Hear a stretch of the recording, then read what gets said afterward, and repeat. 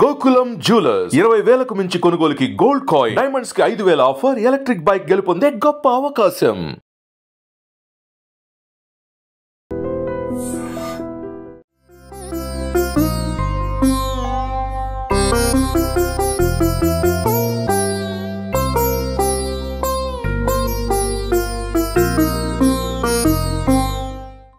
అసలు ఆధ్యాత్మికం వైపు మీకు వెళ్ళాలని అనిపించడానికి ఎవరైనా స్ఫూర్తి ఉన్నారా స్వామీజీ? ప్రతి మనిషి ఆధ్యాత్మికం కోసమే ఈ దేహధారణ చేయడం జరిగింది.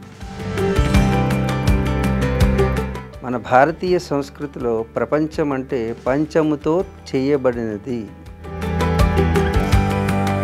అన్యమతాల్లో స్వర్గం ఉందని ఆశ చూపించి మత మార్పిడి చేస్తూ ఉన్నారు. అది కరెక్టే అంటారా స్వామి? ఎవరు యోగాన్ని కోరుకుంటున్నారో వారు స్వర్గాన్ని కోరుకోరు. స్వామీజీ, విద్యకు చదువుకు మధ్య వ్యత్యాసం ఏమైనా ఉందంటారా? రెండు ఒకటే అంటారా?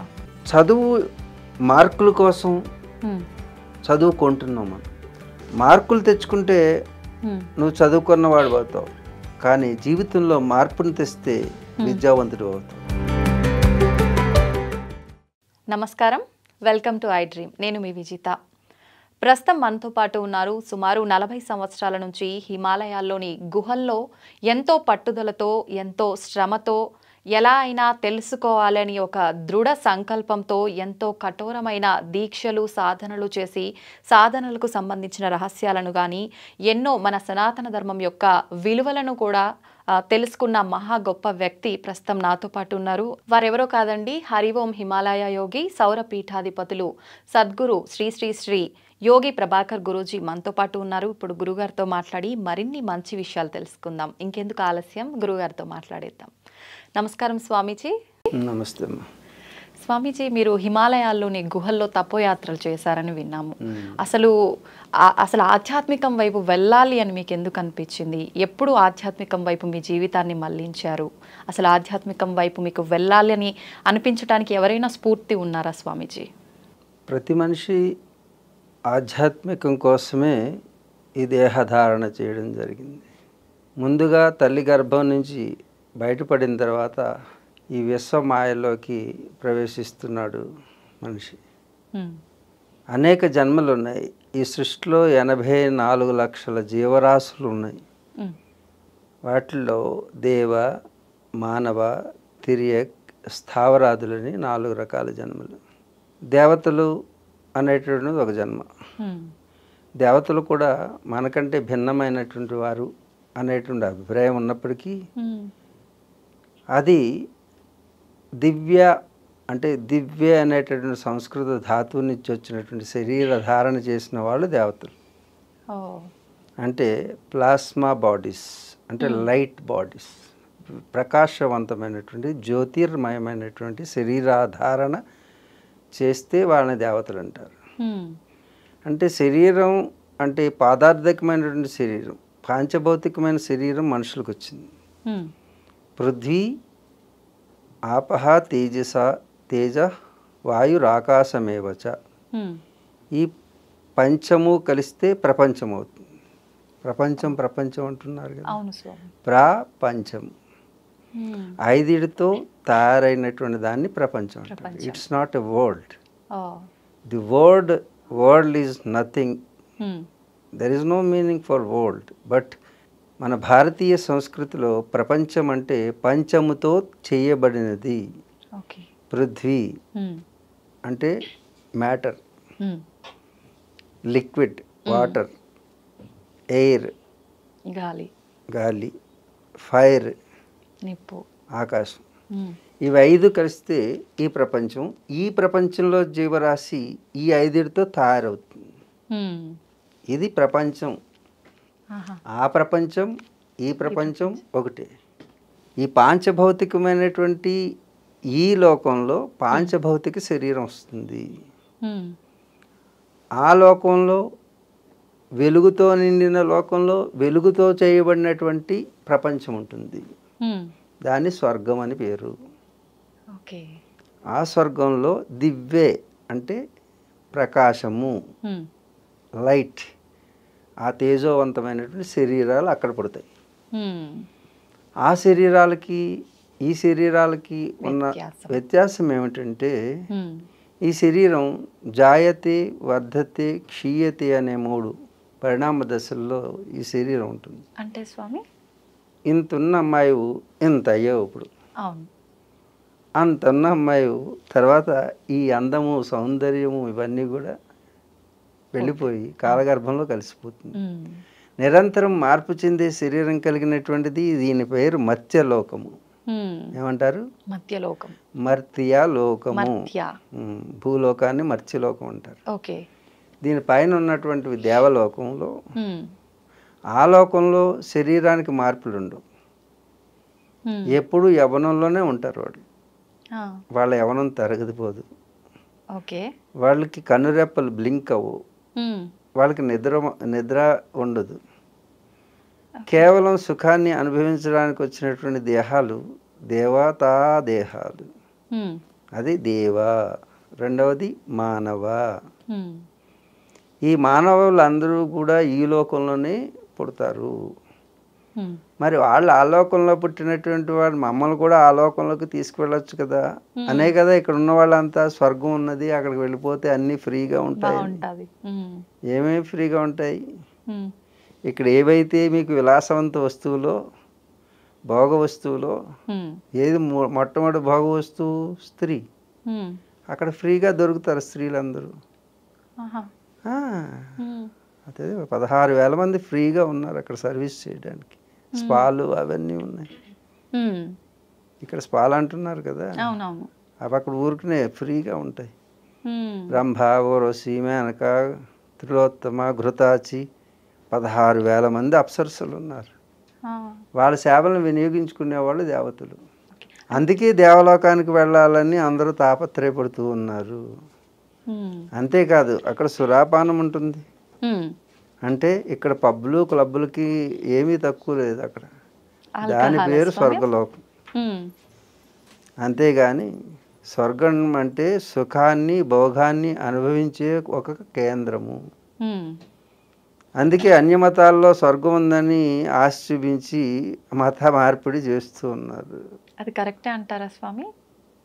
మత మార్పిడి. ఎవరు స్వర్గాన్ని కాంక్షిస్తున్నారో వాళ్ళకి కరెక్టే. ఉమ్. ఈ స్వర్గాలు, నరకాలు, సుఖాలకి అతీతమైనటువంటిది. ఇవన్నీ భోగాలకు సంబంధించినవి. ఉమ్. ఎవరు యోగాన్ని కోరుకుంటున్నారో వారు స్వర్గాన్ని కోరుకోరు. యోగం అంటే నీ యొక్క స్థితిని నీవు చేరడం యోగం. ఉమ్. మనం మన స్థితి నుంచి దూరం అయిపోయాం. అసలు మన స్థితి అని అంటే ఏంటి అదే స్వామి? వస్తున్నా. మొట్టమొదటి అడిగిన ప్రశ్నకి సమాధానంగా ఉమ్. దేవత జన్మ, మనుష్య జన్మ.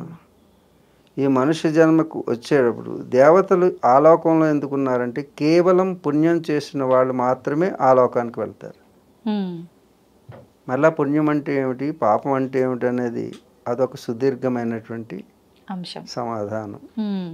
పుణ్యం చేస్తే దేవతలై పుడతారు. ఉమ్. పాప పుణ్యముల కలయికతోటి ఈ భూలోకంలో పుడతారు. ఉమ్. ఈ భూలోకంలోనే పుట్టినటువంటి వాడు కేవలం పాపం చేస్తే తిరియకాదులుగా పుడతారు. తిరియకాదులు అంటే వాళ్ళకి కళ్ళు ఉంటాయి, ముక్కు ఉంటుంది, నోరుంటుంది, ఉమ్. మనకున్న భాగాలన్నీ ఉంటాయి. కానీ వాటికి నోటితో మాట్లాడేటటువంటిది ఉండదు. ఉమ్. బుద్ధి పరిమితమై ఉంటుంది. ఇవి ఎక్కడ ఉంటారు పశువులు, పక్షులు ఓ. ఇవన్నీ మన చుట్టూనే ఉన్నాయి. ఉమ్. ఇంకా ఎక్కువ పాపం చేస్తే చెట్టు, గుట్ట, పుట్టగా పుడతారు. కొండలు, గుట్టలు, చెట్లు. ఇది పాషాణమైన జన్మ అంటారు. ఉమ్. వీటిని స్థావరాదులు అంటారు. స్థావర, తిర్యక్, మానవ, ఉమ్. దేవతలు. ఓకే. 4 రకాలుగా పుడతామన్నమాట. ఉమ్. ఈ పుట్టినటువంటి వాళ్ళలో మనుష్య జన్మ కడు దుర్లభం. మనిషిగా పుట్టడం అనేది దుర్లభమైనటువంటి విషయం. ఎందుకంటే మనిషి ఒక్కరికి ఇలా కూర్చునేటువంటి అవకాశం ఉంది, అలా పెదవులతో నవ్వేటువంటి అవకాశం ఉన్నది. ఇక ఏ జీవరాశి నవ్వలేదు, ఉమ్. ఏ జీవరాశి ఆసనంలో కూర్చోలేదు.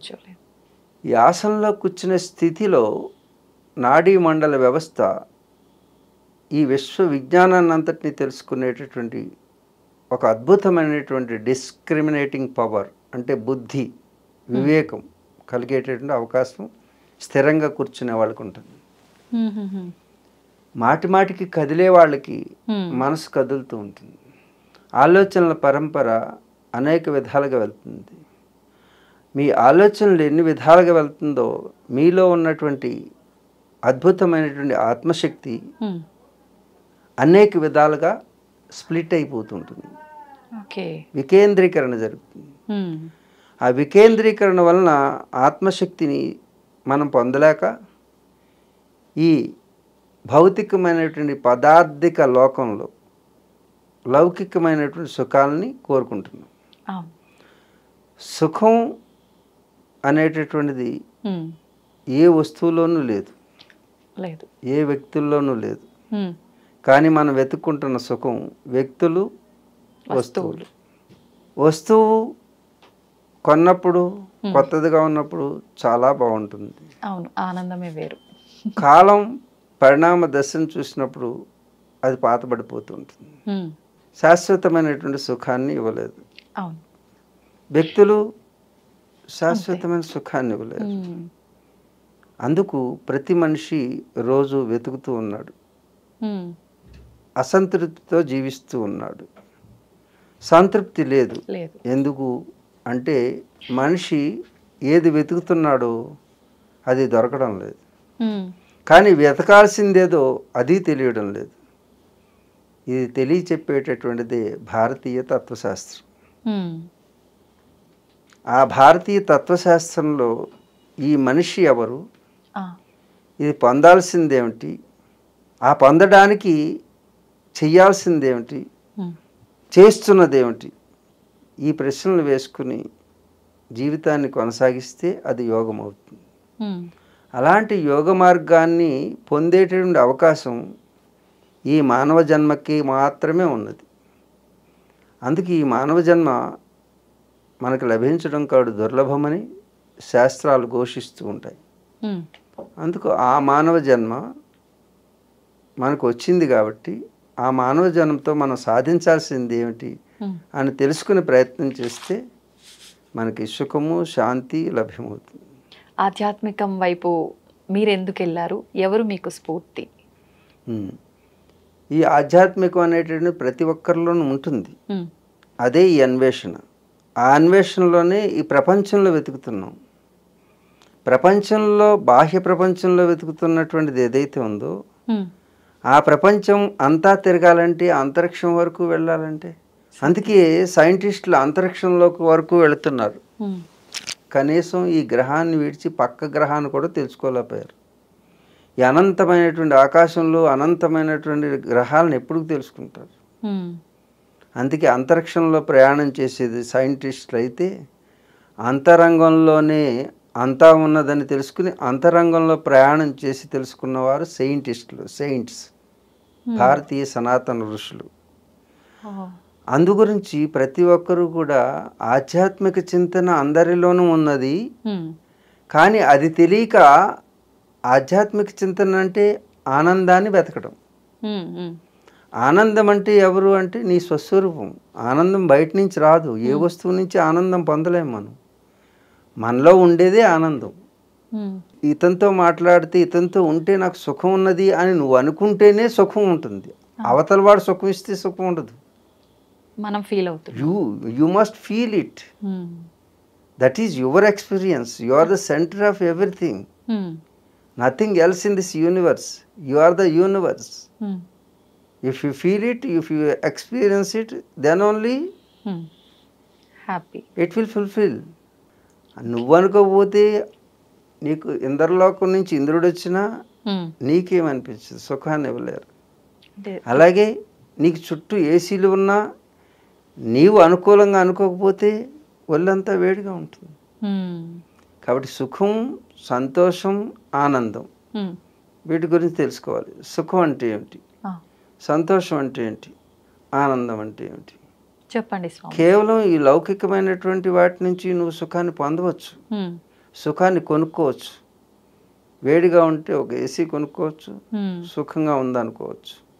నువ్వు అనుకుంటేనే సుఖం, ఏసీ సుఖాన్ని ఇవ్వదు. ఉమ్. నువ్వు అనుకోకపోతే అక్కడుండి టెన్షన్ పడుతున్నావు అంటే వాళ్ళంతా చెమటలు పడతాయి. అవును. కాబట్టి నీకు ఏది అనుకూలం అనుకుంటున్నావో నువ్వు అనుకోగలిగితే ఆ వస్తువు నీకు సుఖాన్ని ఇస్తుంది, ఆ వ్యక్తి నీకు సుఖాన్ని ఇస్తారు. నువ్వు అనుకోకపోతే ప్రతికూలమైతే ఉమ్. అది నీకు సుఖాన్ని ఇవ్వలేదు. ఇవ్వలేదు. సుఖం అనేది శారీరగతమైంది. శరీరానికి సుఖంగా అంటే కంఫర్ట్గా ఉంటే దాని పేరు, అనుకూలంగా ఉంటే సుఖం. ఇక సంతోషం అంటే మనసుకి అనుకూలంగా ఉంటే, సంతోషం. ప్రతికూల పరిస్థితులు శారీరకంగా ఉన్నప్పటికీ ఉమ్. నీ మనసు సంతోషంగా ఉంటే చెట్టు కూడా ఒక 5 స్టార్ హోటల్లా కనపడుతుంది. ఉమ్. లేకపోతే 5 స్టార్ హోటల్ కూడా ఉమ్. చాలా చెట్టు కింద కనపడుతుంది. ఉమ్. నువ్వు అనుకూలం అనుకోగలిగితే అది మానసిక స్థితి. అంటే సంతోషం మనోగతమైంది, ఆ. సుఖం శరీరగతమైంది. ఈ రెండూ కూడా తాత్కాలికంగా ఉండేటటువంటివి, ఉమ్. సంతోషము సుఖం కూడా. సుఖం కూడా. కానీ ఆనందం అనేది ఎప్పుడు ఉండేది. ఉమ్. అది ఎక్కడి నుంచి వచ్చేది కాదు, అది కొనుక్కునేది కాదు, కనుక్కునేది కాదు, కొనుక్కుంటానికి దొరికేది కాదు. ఉమ్. ఈ కొనుక్కుంటానికి అతీతమైనటువంటిది, అందనిది, ఉమ్. అందరిలో ఉండేది ఆనందం. సంతోషం ఆనందం రెండు ఒకటి కాదు. కాదా స్వామి? ఏంటి వ్యత్యాసం? చెప్పానుగా, ఉమ్. మనసులో అనుకుంటే అది సంతోషం, ఉమ్. శారీరకంగా పొందితే దాని పేరు సుఖం. ఓకే. శారీరకంగా నీకు సుఖం వచ్చినా నీ మనసులో సంతోషం లేకపోతే ఈ సుఖం ఎందుకు పనిచేయదు? ఉమ్. అవును. కానీ ఈ రెండు తాత్కాలికమైనటువంటివి సుఖ సంతోషాలు. ఉమ్. కానీ ఆనందం అనేది నీ స్వస్వరూపం, దాన్ని ఎక్కడా కొనలేము, కనుక్కోలేము, ఎప్పుడు ఉండేది, శాశ్వతమైనది. ఇది తెలుసుకున్న చిన్నప్పుడే ఉమ్. అవగతమైంది నా తల్లిదండ్రుల ద్వారా. ఉమ్. అప్పటి నుంచి ఈ అన్వేషణ అనేది సహజ స్వభావ సిద్ధమై నాలో ఉద్భవించినటువంటిదే ఆధ్యాత్మికమైనటువంటి స్థితి. ఇది ఎక్కడి నుంచి రాదు, నీలోనే ఉంటుంది ఆధ్యాత్మిక స్థితి. ఉమ్. ఆధ్యాత్మిక స్థితిని ఏ గురువు ఇవ్వలేడు, ఏ మార్కెట్లో కొనలేవు. ఉమ్. మనమే అనుభూతి చెందాలా? నీకున్నదే ఆధ్యాత్మిక స్థితి. దీనికోసం ప్రత్యేకంగా రావాల్సింది లేదు, ఆకర్షితులు అవ్వాల్సింది లేదు. కాకపోతే నీలో ఉన్నదాన్ని ప్రేరణ చేయడానికి ఎదురుగా ఏదో ఒక ఇన్సిడెంట్ జరగాలి. ఆ ఇన్సిడెంట్ ఏమిటి అని అడుగుతున్నావు. కానీ నన్ను పుట్టించేటప్పుడే మా తల్లిదండ్రులు ఆ యొక్క సంకల్పంతో పుట్టించారు. అంచేత నాకు ప్రత్యేకంగా ఇన్స్పిరేషన్ అంటూ ఏమీ లేదు. నా జీవన విధానమే ఆధ్యాత్మిక జీవన విధానం. ఇది ప్రతి మనిషికి ఉన్నదే, ఎవరు కొత్తగా అన్వేషించాల్సిన అవసరం లేదు. మరి ప్రతి మనిషికి ఉన్నప్పుడు మీరు అలా ఆధ్యాత్మిక మార్గంలో నడుస్తున్నారు, మేము నడవలేకపోతున్నాం, ఎందుకని స్వామీజీ? ఆధ్యాత్మికంగా ఉన్నటువంటి వ్యక్తి మీరు. ఎందుకంటే మనుష్య జన్మే ఆధ్యాత్మికం. ఏ జీవరాశి వెళ్ళలేదు. దేవతలు కూడా ఆధ్యాత్మికంగా ఉండలేరు. దేవతలు కూడా ఆధ్యాత్మికంగా తెలుసుకోవాలంటే భూలోకంలో ప్రవేశించాల్సింది. ఆధ్యాత్మిక ఉన్నతిని పొందాలంటే, ఆధ్యాత్మిక ఉన్నతి అంటే మోక్షం అంటారు. మోక్షం అంటే నిన్ను నీవు చేరడం, నీవు దేవుణ్ణి చేరడం కాదు, దేవుణ్ణిలో కలిసిపోవడం కాదు. అది ద్వైతంలో, ద్వైతం అంటే దేవుడు ఉన్నాడని నమ్మే వాళ్ళకి దేవుడిలో ఐక్యం అవడం. ఓకే, సాధారణంగా అద్వైతంలో నీలోకి నీవు చేరడం యోగం. ఇప్పుడు నీవుగా ఉంటే ఆనందంగా ఉంటుందా, నువ్వెవరితో ఉంటే ఆనందంగా ఉంటుందా? మీరు చెప్పినట్టుగా అదంతా వింటే ఎవరిలో వాళ్ళకే. నువ్వు ఒకసారి చూడు, ఇప్పుడు నువ్వు అందరితోటి ఎంటర్టైన్ చేసి రావచ్చు, కానీ నువ్వెప్పుడు హాయిగా ఉంటావు? ఇంటికి పోయి నిద్రపోయి గాఢ నిద్రలోకి వెళ్ళినప్పుడు ఆనందంగా ఉంటావు, అంతేనా? అప్పుడు ఎవరున్నారు నీ చుట్టూ? మనలో మనమే, మన ఇంట్లో వాళ్ళు. నీతోటి నేను లేను కదా, లేరు. మనం అంటే ఇద్దరం వస్తాం. అంటే ఎవరికి వారు. నేను నువ్వు కూడా లేవు, నీవే ఉన్నావు, ఈ శరీరం కూడా లేదు. Try to understand. ఈ శరీరం కూడా లేని స్థితి నీది. ఈ శరీరం అనుకుంటున్న నీవు కాదు. Okay, it's a gadget, it's a సాధనం. ఈ సాధనం లోపల నువ్వున్నావు.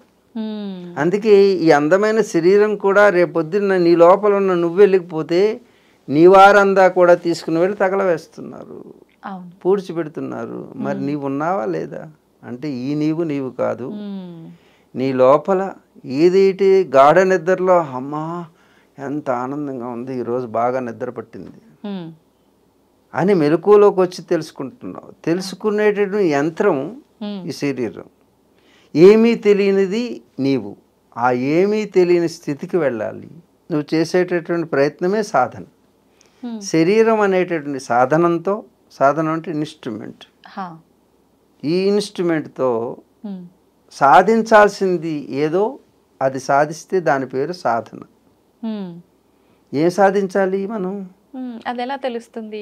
ఏం సాధించాలి? నిన్ను నువ్వు చేరడమే సాధించాల్సింది. మరి నేను నాలో లేనా? లేవు. నువ్వు ఎదురుగా ఉన్నటువంటి వస్తువుని చూస్తున్నావు. చిన్నప్పుడు లేచిన వెంటనే గాలి కావాలి అనుకున్నావు, ఊపిరి పీల్చడం మొదలుపెట్టావు, దానికి బానిస అయిపోయావు. తర్వాత ఎవరో ఆకలేస్తుంది కడుపులో, అమ్మ యొక్క స్తన్యాన్ని చూసావు, తీసుకుంటాం, పాలు తాగడం మొదలుపెట్టావు, పాలకు బానిస అయ్యావు. అవసరం వచ్చింది. తర్వాత ఆకలి లేకపోతే అవసరం ఉండేది కాదు, గాలి పీల్చకపోతే ఆకలి ఉండేది కాదు. ఆకలి ఒకదాంతో ఒకటి ఇంటర్లింక్ అయ్యి నువ్వేం చేయవు, నీ యొక్క స్వస్థితి నుంచి గాలికి బానిస అయ్యావు, ఊపిరి ఆడించుకుంటానికి, ఆకలికి బానిస అయ్యావు. తర్వాత రిలేషన్, ఈ ఆకలిని తీర్చుకోవడానికి అమ్మ అవసరం కాబట్టి అమ్మకి బిడ్డగా మారిపోయావు. అమ్మ చెప్పినటువంటి తండ్రి అంటే తండ్రికి బిడ్డగా మారావు. అన్నదమ్ములు, అక్క చెల్లెళ్ళు అన్నిటికీ బందీగా మారిపోయి ఈ బందీలు సంబంధమై నీ లోపల ఉన్నటువంటి నీ స్థితి నుంచి నువ్వు స్ప్లిట్ అవ్వడం మొదలుపెట్టావు. తర్వాత పెద్దది, చిన్నప్పుడు బాల్యావస్థ, క్రీడాసక్త, ఆట వస్తువులు యందు మనసు పాడేసుకున్నావు. Your energy towards the playing objects. That means you are splitting your energy towards the objects in this world. ఈ ప్రపంచంలోకి నీవు నీ శక్తిని విస్తారంగా తీసుకుని వెళ్ళావు. ఈ వస్తువులు అయిపోయినాయి. తరుణావస్థ, తరుణాసక్త అంటే యవ్వనంలోకి వచ్చిన తర్వాత పరస్పరం పురుషుడు స్త్రీని, స్త్రీని పురుషుడు ఆకర్షించుకుంటూనే సమయం అయిపోతుంది. ఇది సహజమైన పరిణామ దశలు. దీని తర్వాత వృద్ధావస్థ, చింతాగ్రస్త, ఇంకా గతాన్ని తలుచుకుంటూ ఏడుస్తూ కూర్చుని జీవితం అయిపోతుంది. మరి నీ గురించి నువ్వు ఎప్పుడు ఆలోచిస్తున్నావు? అందుకే నీ గురించి నువ్వు తెలుసుకోవాలంటే అంతరిక్షంలో కాదు చేయాల్సింది ప్రయాణం, అంతరంగంలోకి. పదార్థ జీవనం కాదు కావాల్సింది, పరమార్థ జీవనం. కాబట్టి అలాంటి పారమార్థిక జీవన విధానాన్ని మన యొక్క భారతీయులు మాత్రమే అందించారు, ఇంకే దేశంలో లేదు. దాని పేరే సనాతన సంప్రదాయం, వేద సంస్కృతి. ఈ వేదం ఉన్నటువంటి దేశం ఏదైతే ఉందో ఆ దేశం నిర్వేదానికి నిలబడుతుంది. నిర్వేదానికి చావులేదు, తావులేదు. ఆ వేద సంస్కృతి కలిగినటువంటిది కాబట్టి భారతదేశం మాత్రమే విశ్వ రహస్యాలకి సమాధానం చెప్పగలిగినటువంటి స్థితిలో ఉండగలిగింది. అంచేత ఆ స్థితిని మనం పొంది ఉన్నాం. ఆనందాన్ని మన యొక్క స్వస్వరూపంగా పొంది ఉన్నాం కాబట్టి మనకి ఎవరి ఇన్స్పిరేషన్ అక్కర్లేదు. మీరు కొంచెం ప్రయత్నం చేస్తే చాలు మీ యొక్క స్థితిని మీరు పొందగలగడానికి అవకాశం కలుగుతుంది. అలాంటిదే మేము కూడా పొంది ఉన్నాము. అందు గురించి అది చిన్నప్పుడే తెలిసింది కాబట్టి చిన్నప్పటి నుంచి ఆ మార్గంలో ఉన్నాం. అలాగని లౌకిక ప్రపంచంలో లేమా? ఉన్నాం. లౌకిక అలౌకిక ప్రపంచంలో సమర్థత కలిగిన వాడే యోగి. కేవలం అలౌకిక ప్రపంచం మాత్రమే కాదు, లౌకిక ప్రపంచంలో ఉన్నటువంటి సర్వస్వాన్ని తెలుసుకున్నవాడు అలౌకిక ప్రపంచాన్ని అధిగమించగలడు. అందుకు లౌకికం వదిలి అలౌకికం అని ఉండదు. లౌకికము అలౌకికమని రెండు లేవు, రెండు ఒకటే.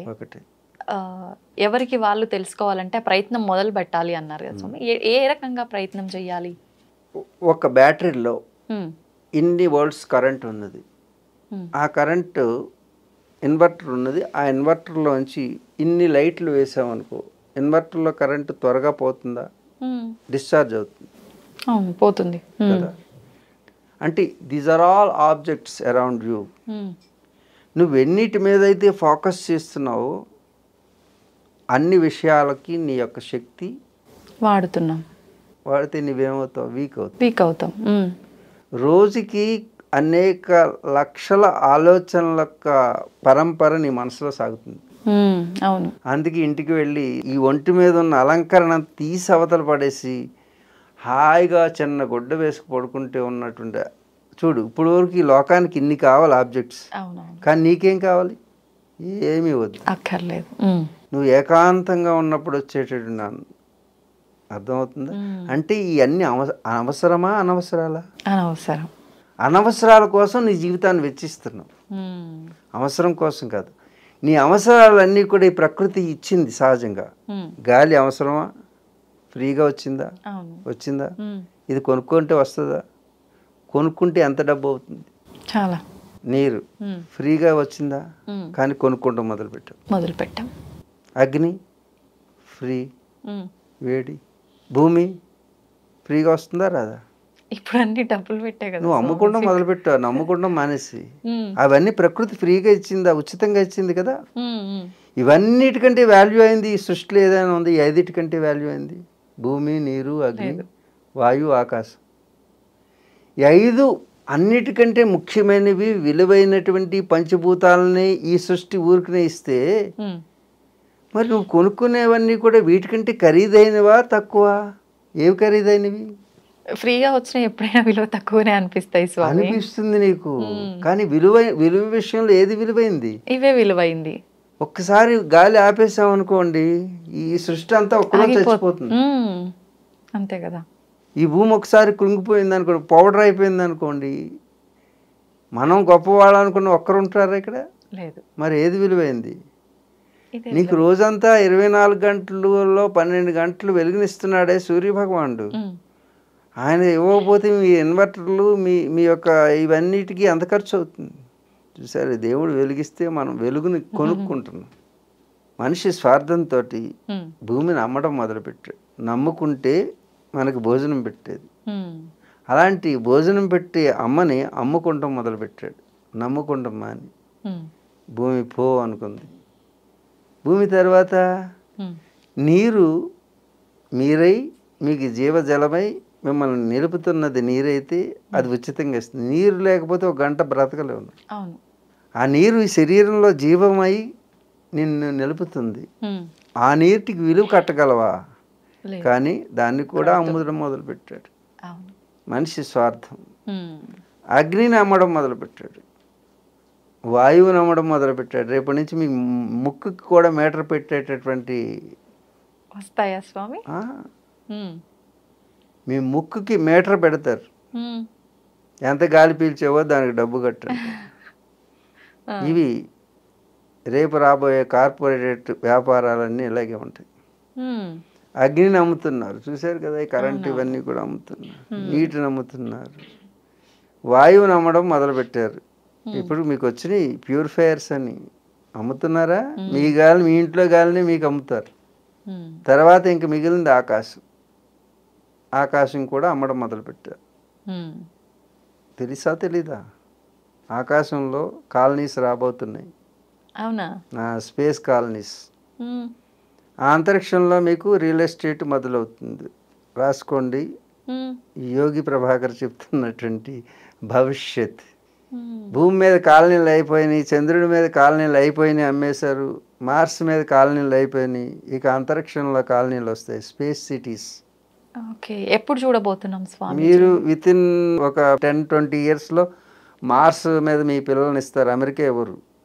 చంద్రమండలంలో ఇస్తారు మీ పిల్లల్ని. మా అల్లుడు చంద్రమండలం G20లో చేస్తున్నాడు, లేకపోతే స్పేస్ స్టేషన్లో చేస్తున్నాడు. ఏం చేస్తున్నాడంటే స్పేస్ వాకర్గా చేస్తున్నాడు అంటే జాబ్లో. ఆశ్చర్యంగా వింతగా ఉంది స్వామి. స్పేస్ సిటీస్ తయారవుతాయి. స్పేస్ సిటీస్ మీరు మడత పెట్టుకుని మీ ఇల్లుని తెచ్చుకుని జేబులో పెట్టుకుని తెచ్చుకోవచ్చు. మీ ఇల్లు అన్ని గొడ్డతోటి ఇల్లు ఉంటాయి, కాలిపోవు. అన్ని గదులు మీరు గొడ్డలతో చేసుకుంటారు. మీ ఇల్లుని మీరు మడత పెట్టుకుని తెచ్చేసుకోవచ్చు. ఈ ఇళ్ళు ఉండవు. మ్మ్. ఈ అంతరిక్షం అమ్మడంతో ప్రపంచ వినాశనం పూర్తయిపోతుంది. ఎందుకంటే పృథ్వీ ఆపహ తేజ వాయుర్ ఆకాశమేవచ, మ్మ్. 5 భూతాలను ఎప్పుడైతే అమ్ముకున్నాడో అప్పుడు ఈ మనిషి వినాశనం పూర్తయిపోయింది. ఒక సైకిల్ పూర్తయిపోతుంది. మరలా రీజనరేషన్ స్టార్ట్ అవుతుంది. మ్మ్. మళ్ళా సృష్టి మరలా మొదలవుతుంది. మ్మ్. అంటే అప్పుడు మనం అంతా ఎవరం నేను ఉండను, నువ్వు ఉంటావో లేదో నాకు తెలియదు. అంతమైపోతుంది అంటే ఎవరు ఉంటారనే కదా. మన శాంపిల్ చూపించాం కదా, కరుణ కరుణ కరుణ కరుణ చూపిస్తేనే అలా ఉంది. ఇక ఈ పంచభూతాలని అమ్మేసుకుంటే మనిషి, నమ్ముకోవాల్సిన మనిషి అమ్ముకుంటున్నాడు. ఇది స్వార్థం ఎప్పుడైతే పెరిగిపోయిందో, పరార్థత ఎప్పుడైతే తరిగిపోయిందో, తనలో జీవశక్తి అంతా కూడా నిర్వీర్యం అయిపోతుంది. ధర్మానికి హాని కలిగింది కాబట్టి. ఓకే, అంటే కలియుగం అంతమైపోతుంది అంటారు, అట్లా అనుకోవచ్చా స్వామి? కలియుగం 4,32,000 సంవత్సరాలు. ఎన్ని? 4,32,000 దాని ఆయుష్. మామూలు ఆయుర్దాయం ఎంత? 100 సంవత్సరాలు కదా మనిషికి. మనకి ఏ విధంగా 100 సంవత్సరాల ఆయుర్దాయం ఉందో అలాగే యుగానికి కూడా ఆయుర్దాయం ఉంటుంది. బ్రహ్మగారికి ఆయుర్దాయం ఉంటుంది, విష్ణువుకి ఆయుర్దాయం ఉంటుంది, శివుడికి రుద్రుడికి ఆయుర్దాయం ఉంటుంది. ప్రతి ఒక్కరు చనిపోతారు. బ్రహ్మ విష్ణు మహేశ్వరుడు కూడా చనిపోతారు. దేవతలకు కూడా చావు ఉందా స్వామి? దేవతకు చావు ఉండదని ఎవరో చెప్పారు. అది ఒక జన్మ. జంతువుల వాళ్ళు కూడా, దేవతలు కూడా జంతువులే. జంతువు అనే పదానికి అర్థం ఏమిటంటే జాయతే, ఏదైతే పుట్టినదో అది జంతువు. వాళ్ళు కూడా పుట్టిన వాళ్ళే కదా దేవతలవుగా. పుట్టిన ప్రతిదాన్ని జంతువు అంటారు. జాయతే అంటే పుట్టడం. పుట్టావా నువ్వు జంతువు. చీమ పుట్టిందా? జంతువు. దోమ పుట్టింది జంతువు. భామ పుట్టింది జంతువు. చీమైనా దోమైనా భామైనా జంతువే. అలాగే దేవత అయినా పుడితే జంతువు. ఏదైతే పుట్టిందో దానికి 3 పరిణామ క్రమాలు ఉంటాయి. ఏమిటంటే జాయతే, వర్ధతే, క్షీయతే. జాయతే అంటే పుట్టడం, పుట్టిందా పెరగడం, సహజమైన పరిణామ క్రమం. పెరిగిందా చనిపోతుంది. కానీ దేవతలు ఆ అంటే ఆ జన్మని వదిలేసి మరో జన్మ తీసుకుంటారు లోక కళ్యాణార్థం కోసం అంటారు, కానీ చనిపోతారు పుట్టుక చావులని ఎక్కడ వినలేదు కదా స్వామి. నీ కాలంలో, నీ వయసులో, నీవు చేయగలిగిన సమయంలో ఆ రూపం ఈ రూపం ఈ రూపం ఎన్ని మార్పులు వచ్చింది? అప్పుడు ఫోటో ఇప్పుడు ఫోటో ఒకలాగా ఉందా? లేదు లేదు. అలాగే మార్పులు ఎన్ని అవతారాలు ఎత్తావు నువ్వు? బాల్యం, కౌమారం, యవ్వనం, వృద్ధాప్యం అన్నిట్లో నీ రూపం మారింది. అలాగే వాళ్ళకి కూడా ఆ యొక్క స్థితిని బట్టి ఆ రూపాలు మార్చుకుని వాళ్ళు వారి పని చేస్తుంటారు. చ అంటే కామరూపులు. వాళ్ళు ఏ రూపం కావాలంటే ఆ రూపాన్ని ధరించేటువంటి శక్తి వాళ్ళకు ఉంది, మనకు లేదు. ఉన్నది నీకు కూడా. నువ్వు ఒక సినిమాలో ఒక యాక్టర్గా ఉంటే ఇంకొక సినిమాలో ఇంకొక హీరోయిన్ ఇంకొక పాత్ర ఉంటుంది. ఇది చేయొచ్చు నువ్వు, పాత్రలు మాత్రమే మార్చొచ్చు. అలాగే వాళ్ళు కూడా పాత్రలు మారుస్తున్నారు. పాత్రను బట్టి వేషధారణ రూపం ఎలా వస్తుందో ఆ స్క్రీన్ మీద వాళ్ళు ఈ స్క్రీన్ మీదకి అలాగే వస్తున్నారు. అంతే, దెర్ ఇస్ నో డిఫరెన్స్. వాళ్ళ యొక్క కాల పరిణామం ఎక్కువ. ఆ పరిమాణాన్ని బట్టి వాళ్ళు అవతారాలు. ఎంత ఉంటుంది స్వామి అంటే చెప్పచ్చా? దానికి చెప్తాను. 4,32,000 సంవత్సరాల కలియుగం ఈ కలియుగం. అందుకే ఈ కలియుగం ప్రథమ పాదంలో ఉన్నాం. 5,000 సంవత్సరాలు అయింది మనకి, 5,200. 4,32,000 సంవత్సరాలు ఉంది కలియుగం. అప్పుడే ఇంకెంత ఉంది? కలియుగం అంతం ఎలా అవుతుంది? అవునవును, 4,32,000 సంవత్సరాలు అయితేనే కలియుగం అంతం అవుతుంది. మరండి ఇప్పుడే భరించలేకపోతున్నాం ఈ దాష్టికాలు ఏమిటి అని అడుగుతుంటారు చాలా. ఈ దాష్టికాలు పరాకాష్ఠకు వచ్చినప్పుడు మళ్ళీ సైకిల్ స్టార్ట్ అవుతుంది. దాష్టికం పరాకాష్ఠకు వచ్చిన తర్వాత మళ్ళీ ధర్మం, పాత పాలు తాగడం, పాత కొర్రలు తినడం, పిడకలతోటి వంట చేసుకుంటాం, పుల్లలతో వంట చేసుకుంటాం, మళ్ళీ మొదలవుతుంది. పాత పంటలు మళ్ళా దున్నుకుంటాం, ఆవును కట్టేసుకుని పాలు పితుక్కుంటాం, ఈ నైటీలు ఇవి మానేసి చీరలు కట్టుకుంటాం, నిక్కర్లు వేసుకుని ఆడవాళ్ళు తిరుగుతున్నారు కదా. వీళ్ళ పరాకాష్ఠకు వచ్చేసారు, చివరి వరకు వచ్చేసినాయి గుడ్లు. పెద్ద 7 గజాలు చీరలు చిన్నవి అయిపోయినాయి కదా, మళ్ళీ ఇవి పొడుగు అయిపోతాయి. ఇలా సైక్లింగ్ జరుగుతుంటుంది, అంతేగాని ఏ పరాకాష్ట లేదు, ఏమీ ఉండదు. ఇది కాలచక్రం అనమాట. ఇలా పైకి వచ్చేస్తుంది, మళ్ళీ కిందకి వెళ్ళిపోతుంది. అందుగురించి పాత అలవాట్లన్నీ మళ్ళీ వచ్చేస్తాయి. అలాంటి వాళ్ళని ఇప్పుడు పిలుస్తున్నారంటే మొన్నటి వరకు పబ్లు క్లబ్లు నిండిపోయి, ఇప్పుడేమో ఆశ్రమాలు నిండిపోతున్నాయి. అంటే పూర్వకాలానికి వెళ్ళిపోతున్నారు అందరూ. అన్ని వస్తున్నాయి ఒకదాని తర్వాత ఒకటి. ఈ సైకిల్లో అది పెద్ద మాకేం విచిత్రం అనిపిస్తుంది. స్వామి మీరు ఈ లోకం అంతా పాడైపోతుంది, వచ్చి ఉద్ధరించండి. ఉద్ధరించడానికి ఏమీ ఉండదు. ఉద్ధరించడం అంటే ఆ సైకిల్ని ఆపడం. ఆపడం మంచిదా చెడ్డా? మంచిదే, కానీ సాధ్యపడుతుంది కాదు. ఆ సైకిల్ ముందుకు నడవాలంటే ఆపకూడదు. అవునవును, సృష్టి ధర్మానికి విరుద్ధం. ఎవరు ఈ లోకాన్ని ఉద్ధరించేవాళ్ళు లేరు, ధరించేవాళ్ళు లేరు. It's a common cycle, natural cycle is there. అయినా అది ఆపడం సాధ్యపడుతుందా స్వామి? ఒక స్త్రీ ఋతుక్రమం మొదలైంది, మొదలైతే పండగ చేసుకుంటున్నావా, దండగ అనుకుంటున్నావా? పండగ చేసుకుంటా. పండగ చేసుకోవాలి కదా. ఇప్పుడు పాడవుతుంటే పండగే చేసుకోవాలి. అది పాడవట్లా, నేచర్లో ఒక సైకిల్ స్టార్ట్ అయింది. ఓకే, పాడవడం అనేది సహజమైన పరిణామ క్రమం. ఇప్పుడు బిడ్డ పెద్దదైంది అని సంకేతం చెప్తుంటే అమ్మ చెప్పొద్దు అంటే తల్లి అయ్యేటువంటి అర్హత ఈ రోజు నుంచి వచ్చింది అని ఒక సంకేతం అది.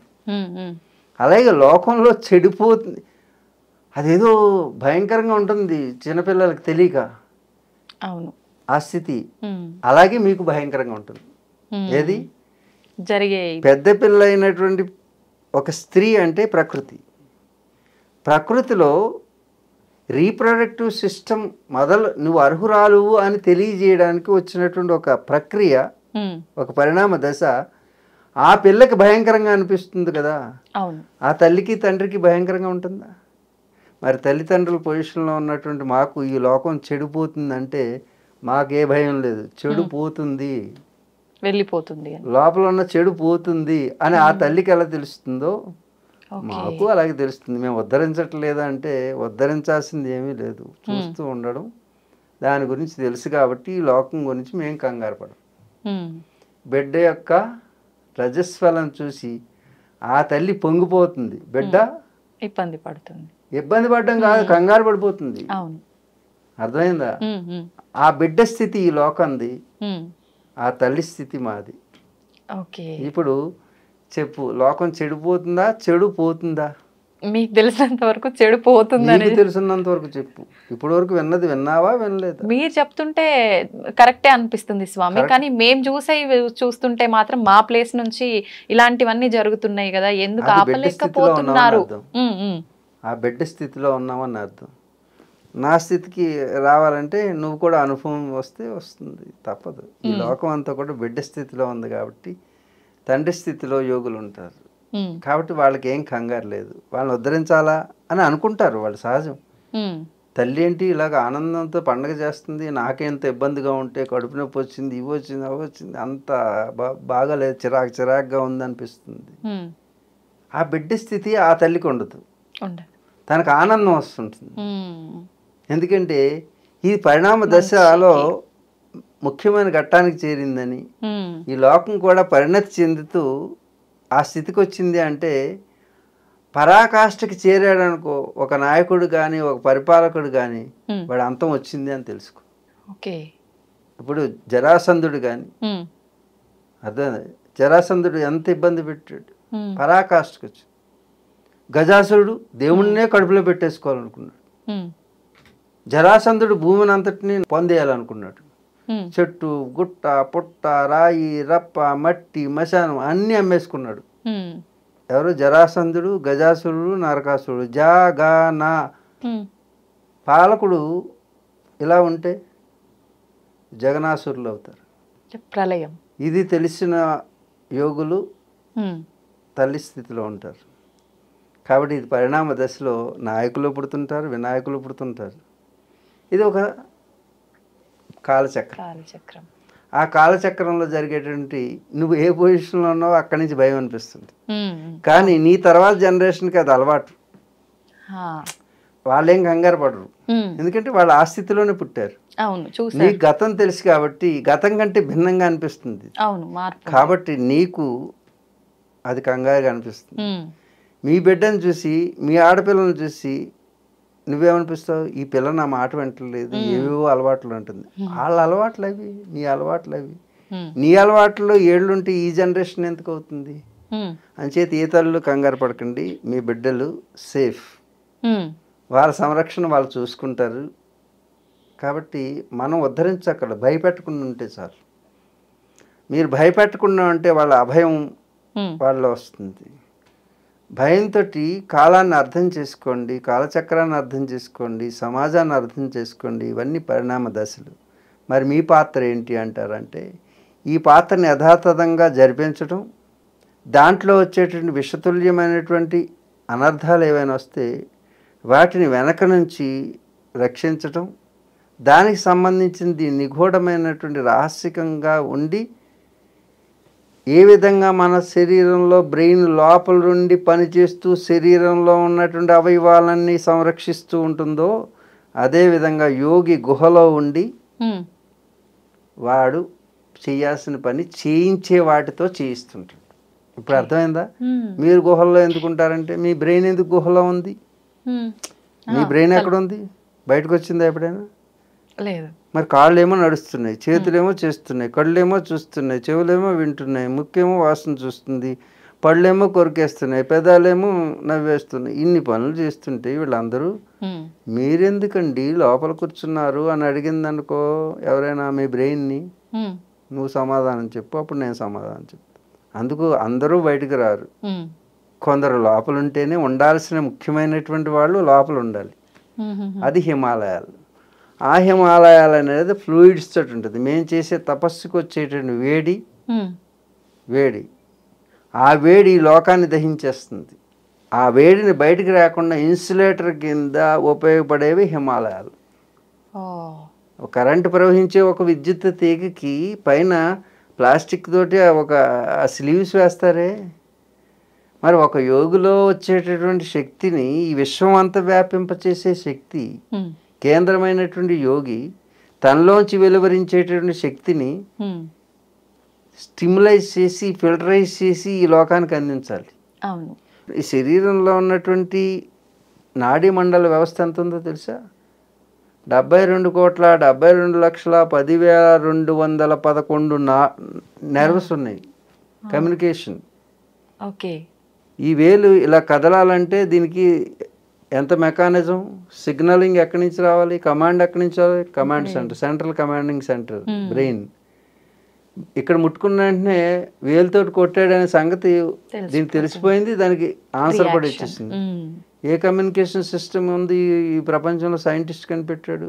అందుకే ఈ శరీరం అనేటటువంటి దానికంటే మించిన కమ్యూనికేషన్ సిస్టమ్ ఇంకేదీ లేదు. చిన్న దాంతో ఛానల్స్ అన్నీ, ప్రపంచంలో ఛానల్స్ అన్నీ చూస్తున్నావే, మరి యోగి తన లోపల నుంచి ఎన్ని ఛానల్స్ చూడగలడు? మనిషి కనిపెట్టిన మిషనే ఇన్ని ఛానల్స్ని చూపిస్తుంటే నీవు ఎన్ని ఛానల్స్ని చూడగలవు లోపల? విశ్వాన్ని అంతటినీ చూడగలిగినటువంటి విశ్వదర్శినివే నీవు. కానీ ఆ గ్యాడ్జెట్ని ఎందుకు ఉపయోగించట్లేదు నువ్వు? ఈ శరీరాన్ని వాడడం లేదు. అందరి శరీరంలోనూ ఈ శక్తులన్నీ ఉన్నాయి. నువ్వు ఆకాశంలో ఎగరగలవు, నీటిలోనూ కూర్చోగలవు, అగ్నిలో ప్రశాంతంగా కూర్చోగలవు. ఎలా సాధ్యపడుతుంది? ఎప్పుడైతే బాహ్యమైనటువంటి విషయాల వైపు నీ శక్తిని you are draining your energy towards particular objects, worldly objects, ప్రాపంచిక వస్తువుల మీద, వ్యక్తుల మీద నువ్వు నేనేమి ఎక్కడ ఏమి చూడనండి, కళ్ళు మూసి కూర్చుంటాను అని అన్నావు అనుకో, మనసు ఓపెన్ చేసి కలలు కంటుంటావు. దానికి ఎంత ఎనర్జీ కావాలి? అవును. ఆ ఎనర్జీ లూజ్ అంటే డ్రైన్ అవ్వడం వలన రీకన్స్ట్రక్ట్ చేసుకుంటానికి మన ఎనర్జీని బయట నుంచి తీసుకుంటున్నాం అనమాట. ఇప్పుడు యోగులు ఏం చేస్తారు? పంచభూతాలు అయినటువంటి ఏవి చూడరు, ఏవి వినరు. ఇప్పుడు నువ్వు ఇక్కడ అనేక డెసిబుల్స్ వాయిస్ నా దగ్గర పెట్టేసిన చెవులు ఎదురుగా నువ్వు నన్ను టెస్ట్ చేస్తే నీ చెవులు పగులుతాయని నేను మాత్రం చెవుల్ని డిస్కనెక్ట్ చేసేస్తాను. నువ్వు పెట్టుకుని చూడు, ప్రాక్టికల్గా చూడండి. కెమెరా ఉంది, చుట్టూ పంచ అగ్నిని పెట్టేసి ఎండలో పెట్టు, నేను కూర్చుంటాను. అప్పుడు ఆ అగ్నిని నేను డిస్కనెక్ట్ చేస్తాను. అంటే నా శరీరం నుంచి రిసీవింగ్ చేసుకుని ఆపేస్తాను. అంటే మీ శరీరం పైన పడదు. రిసీవ్ చేసుకోవడం ఆపేయి, డిస్కనెక్ట్ చేయి. ఓకే. చూడు అప్పుడప్పుడు నువ్వు అమ్మాయి నేను ఇప్పుడు వరకు మాట్లాడుతున్నాను, ఏమిటి నువ్వు ఆలోచిస్తున్నావు అంట. వినపడలేదు గురూజీ, ఇప్పుడే అన్నావు కదా అంటే you are thinking something else, you are not here, you are disconnected from me. అంతే. చూసా అర్థమైందా నీకు? టెక్నిక్ వచ్చేసింది కదా, ఇప్పుడు కూడా టెక్నిక్ వచ్చేస్తుంది. నువ్వు ఎండలో ఉండి నేను ఎండని నేను తీసుకోను అనుకుంటే చెమటలు పట్టవు. ఓకే. నువ్వు అగ్ని మధ్యలో ఉండి ఈ అగ్ని నేను ధారణ చేయటం లేదు అని డిస్కనెక్ట్ చేయి, మానసికంగా డిస్కనెక్ట్ అవుతుంది. వేడి రిసీవ్ చేసుకోదు బాడీ. ఓకే. మన ఏవ కారణం మనుష్యాణం బంధ మోక్షయో, నీ మనసే అన్నిటికీ కారణం. ఎదుటిగా అందంగా కనపడుతుంది అంటే అందం దాంట్లో లేదు, అందం నువ్వు అనుకుంటున్నావు కాబట్టి అది అందంగా ఉంది. ఏసీలో కూడా చెమటలు పట్టిన వాళ్ళు ఎంతోమంది ఉంటారు. ఇంత ఆస్తి ఉంది అని అనుకుని ఆనందించే వాళ్ళ కంటే ఈ ఆస్తి పోతుందేమో అని భయపడే వాళ్ళు ఎక్కువ మంది ఉన్నారు, ఆస్తిపరులు. అవును. చూసావా? అంటే ఆస్తి ఏది కూడా నీకు సుఖం లేదు, సుఖం అనేది నీవే. బీచ్ దగ్గరికి వెళ్ళి ఈ సముద్రం అంతా నాదే అంటుంటాను మా వాడికి. అనుకున్నాను నాదే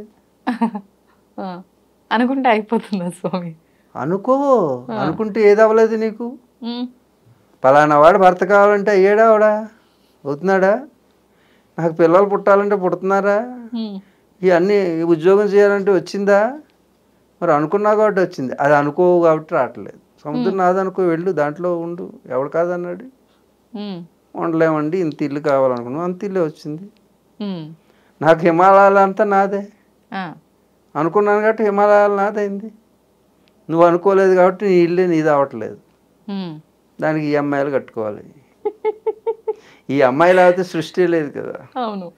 అందుకే అమ్మాయేగా జన్మకు కారణం. ఏంటి? అమ్మాయేగా ఇక్కడ తిరగడానికి కారణం. ఆ మాయే కదా ఈ జన్మకు కారణం. అందుకే ఆ పదాలన్నీ పక్క పక్కనే ఉంటాయి, గుర్తుంచుకో భాషలో. ఇది భారతీయత. ఆ మాయ, అమ్మాయ, అమ్మాయే. చూసావా ఎంత బాగుందో? అమ్మాయి లేకపోతే ఏముంది లోకం? అసలు లోకం దేని చుట్టూ తిరుగుతుంది? అమ్మాయి చుట్టూ. అంతే. ఓకే. అసలు స్త్రీ లేకపోతే అసలు సృష్టి లేదు కదా. అవును. అంటే డమ్ అయిపోయింది మొత్తం, ప్రపంచం అంతా కూడా జీరో. అందుకే ఆవిడని ఆదిశక్తి, భువనేశ్వరి, అమ్మ అన్నారు. కాళికాదేవి మహాశక్తి స్వరూపిణి. ఎవరు? అమ్మాయే, అమ్మాయే. ఈ సృష్టి యావత్తు పాడైపోవట్లేదు, చెడిపోవడం లేదు, చెడిపోతుంది. ఇది పరిణామ క్రమం. ఈ సృష్టి యావత్తు చక్రంలో బంధించబడింది. ఆ చక్ర కాలచక్రం అని. అది కాలచక్రం అంటే కాలము అంటే కాల. కాల అంటే ఏంటి? బ్లాక్. బ్లాక్ చీకటి. కాళిక మహాశక్తి. కాల కాలము. కాలంలోనే బంధించబడింది అందరం. బ్రహ్మ విష్ణు మహేశ్వరులు కూడా కాలంలోనే బంధించబడి, యుగాలన్నీ కాలంలోనే బంధించింది. అంతే. కాలమే అన్నిటికంటే గొప్పది. కాలం గొప్పదా అంటే కాలాన్ని సృష్టించినటువంటి కాళికాదేవి. కాళీ. ఖాళీగా ఎవరైనా ఉంటే అది మహంకాళి అయిపోతుంది. ఖాళీగా ఎవరు ఉండకూడదు. సమయాన్ని వినియోగించుకోవాలి, ఎప్పుడు ఎంగేజ్ అయ్యి ఉండాలి, లేకపోతే వినాశనానికి దారితీస్తుంది. అదే ఖాళీ. ఖాళీ ఉండకూడదు. అది సైంటిఫిక్గా చూసినట్టయితే everybody comes from the black hole. శూన్యంలో పడిపోతారనా? బ్లాక్ హోల్ నుంచి పుట్టిన వాళ్ళం మనందరం. ఓకే. ఓకే. అర్థమైందా? ఈ సృష్టి యావత్తు ప్లానెట్స్ అన్ని పుడుతున్నాయంటే బ్లాక్ హోల్లోంచే పుడుతున్నాయి. ఓకే. సృష్టి ఆరంభం కూడా ఎక్కడి నుంచి వచ్చింది? Dark matter. సైంటిఫిక్గా ఓకే. ఎలా? డార్క్ మ్యాటర్ నుంచే పదార్థం పుట్టింది. ఓకే. ఇంతకుముందు నువ్వు ఉన్నావంటే తల్లి గర్భంలో లేవు కదా. పదార్థం అక్యుములేట్ అయింది. ఎలా అయింది? శూన్యం నుంచి. దాంట్లో ముక్కు, కళ్ళు, కాళ్ళు, చేతులు, వాటి గోర్లకి పాలిష్ బయట వేసి తెచ్చుకున్నావు అనుకో, రంగు దేవుడు సహజంగా చూడు పింక్ కలర్ వేసాడా నాకు. అవును. నువ్వు పింక్ బదులు ఎరుపు, నలుపు అన్నీ వేసుకుంటున్నావు. అది ఆయన వేసే పంపించాడు దేనికి కలర్ వేయాలో. ఇవన్నీ అనవసరమైనవి అంటారు. అవసరాలన్నీ భగవంతుడే తీర్చాడు పంచభూతాల ద్వారా. మరి ఇవన్నీ సృష్టించింది భగవంతుడు కాదంటారా? భగవంతుడు ఒక రోబోని తయారు చేసి ఆ రోబోకి ఆర్టిఫిషియల్ ఇంటెలిజెన్స్ ఇచ్చారనుకో, దాన్ని ఎవరైనా ఆపరేట్ చేయాలా? మరి రోబోనే ఆపరేట్ చేసే సిస్టమ్ వాడి చేతిలో పెట్టుకోకపోతే నిన్ను సొంతంగా ఆయనలాగా తయారు చేసి వదిలేసిన తర్వాత ఆయన ఎందుకు ఆపరేట్ చేస్తాడు? అందుకు నువ్వు చేసుకునేటట్టు నిన్ను తయారు చేశాడు. ఆయనకు స్వార్థం లేదు, స్వేచ్ఛనిచ్చాడు. నువ్వేం చేస్తున్నావు? అనవసరాలకి అవసరాలను ఉపయోగించుకోమని అన్నీ ఇస్తే, పంచభూతాలను ఇస్తే, మరి 2 విత్తనాలు వేయరా అంటే దాంట్లోంచి వచ్చింది తినరా అంటే దాన్ని అమ్మేసుకున్నావు. నీళ్లు ఉట్టినే పైనుంచి నీకు నీళ్లు ఇస్తాను రావా అంటే మా ట్యాంకులో పెట్టుకుని దానికి ఫిల్టర్లు వేసుకుని తాగుతానన్నావు. నీ ఇష్టం, నీ కర్మ. నీ ఆలోచన ఇంత దిగజారిపోతే అది సైన్స్ పేరుతో నేను చాలా అభివృద్ధి చెందాను అనుకోండి. సైంటిస్టులు మేమేమో ఇప్పుడు కాబట్టి గొడ్డలు కప్పుకొని వచ్చాం. మాకు గొడ్డ అవసరం కూడా లేదు, అంటే వస్త్రం యొక్క అవసరం కూడా లేదు. మాకు దిగంబరులమై ఉంటాం మా సాధనలో. శరీరమే దిక్కులు అంటే అష్టదిక్కులు, అంబరం అంటే వస్త్రం. దిక్కులను అంబరంగా కలిగినటువంటిది శరీరం. మళ్ళా దీనికో శరీరానికి ఇంకొక గొడ్డ. ఈ శరీరమే నీకు గొడ్డ. నువ్వు లోపల ఉన్నావు కదా, నువ్వు వెళ్ళిపోతే ఈ శరీరాన్ని ఏం చేస్తున్నారు? కాల్ చేస్తున్నారు. మరి ఏది గొడ్డ? ఈ శరీరమే ఒక వస్త్రం. మళ్ళా దీనికి వస్త్రాలు అంటే ఒక గ్యాడ్జెట్టే దానికి కవర్ వేస్తే ఆ కవర్కి మళ్ళా కవరు. అందుకే ఇది ఆధునికులు ఆడే ఆట. ఆధునికత పేరుతో ఆధునికులు ఆడే ఆట. సహజంగా పరిణామ దశలు వస్తుంటాయి. బుద్ధివంతుడి నుంచి బుద్ధి క్షీణత, బుద్ధి క్షీణత నుంచి బుద్ధివంతులు పుడుతూ ఉంటారు. ఇది ఒక కాలచక్రం. కాబట్టి ఈ కాలం అనేటటువంటి చక్రంలో జరుగుతున్నటువంటిది యథాతథంగా దర్శిస్తూ దేని యందు వికారం చెందకుండా నీవు నీ స్థితిలో ఉండగలిగితే అది యోగం అవుతుంది. స్వామీజీ, విద్యకు చదువుకు మధ్య వ్యత్యాసం ఏమైనా ఉందంటారా? 2 ఒకటే అంటారా? చదువుకుంటున్నావు నువ్వు చెప్పు, చదువుకున్నావా లేదా? చదువుకున్నా. కొన్నా. ఇది చదువు కొనబడేది కాదు. చదువుకి విద్యకి మధ్య ఉన్నటువంటి వ్యత్యాసం ఏమిటి అని అడుగుతున్నావు. చదువు అంటే ఇంగ్లీష్లో చదువుతూ ఉంటావు. అంటే నువ్వు ఒక పుస్తకాన్ని దాంట్లో రాసినటువంటి విషయాన్ని చదువుకొని అది మెమరీలో పెట్టుకొని మరలా తిరిగి దాన్ని పరీక్షల్లో రాసేస్తే బాధ్యత అయిపోతుంది. అంతవరకు చదువు మార్కుల కోసం చదువుకుంటున్నాం. మనం చదువుకుంటున్నాం మార్కుల కోసం. అవును, మార్కుల కోసం నువ్వు చేసే ప్రయత్నాన్ని, పుస్తకాల ద్వారా నువ్వు తెలుసుకునే దాన్ని చదువు అంటారు. చదువు మార్కులనిస్తుంది, కానీ విద్య మార్పునిస్తుంది. మార్కులు తెచ్చుకుంటే నువ్వు చదువుకున్నవాడు అవుతావు, కానీ జీవితంలో మార్పుని తెస్తే విద్యావంతుడు అవుతావు. ఓకే, పుస్తకాల ద్వారా తెలుసుకుంటే వచ్చేది చదువు. నీ మస్తకం ద్వారా తెలుసుకునే దాన్ని విద్య అంటారు. పుస్తకంలో ఉన్న విషయాన్నైనా నీ మస్తకంలో ఎప్పుడూ పదిలంగా చేసుకుని అది వికాసానికి వినియోగించుకోగలిగితే దాన్ని విద్య అంటారు. అర్థమైందా? అందుకు నేనేమి చదువు కొనలేదు, నేను విద్యావంతుడిని అంటాను.